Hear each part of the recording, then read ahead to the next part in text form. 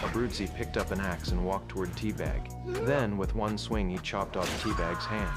The sight made all of us shudder. Abruzzi did this to avenge Teabag, slashing his neck before Ray. He's lucky I didn't take his to his head. We followed Lincoln and moved out quickly, leaving Teabag behind to bleed out alone. On the other side, the warden had traced Sarah's involvement in my escape. She was now a target. When the FBI agents stormed into her place, Sarah was already unconscious on the couch, morphine syringes scattered around her. She chose this extreme way to escape capture, and to escape whatever complicated thing existed between us. By now, the escape team was down to 5. I led everyone toward the airfield, but even moving carefully, we were spotted by a patrol car. Freeze! Don't move! We had no choice but to run the plane. To freedom was right there in front of us. What we didn't know was that the approaching police cars had panicked the 2 guys waiting for us. Out of fear, they started the plane early.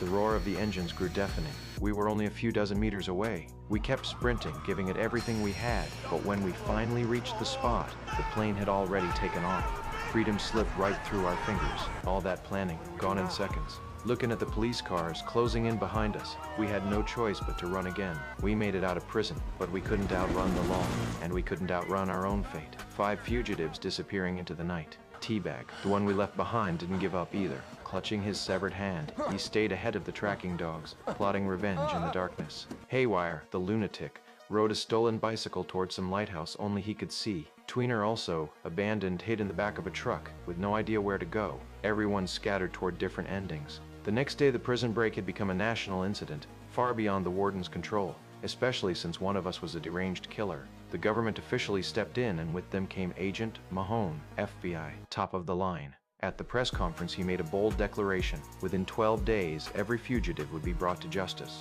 On our end, we were like headless flies with no direction. Lincoln's first thought was the $5 million that old Westmoreland had buried in Utah. He pulled me aside, planning to ditch the others, but by now, everyone knew about that money. The moment any of them got caught, the FBI would follow the cash and find us. We had no choice but to bring them along to Utah. The problem now was how to get there. Fortunately, I had a second plan. I showed them the tattoo on my wrist.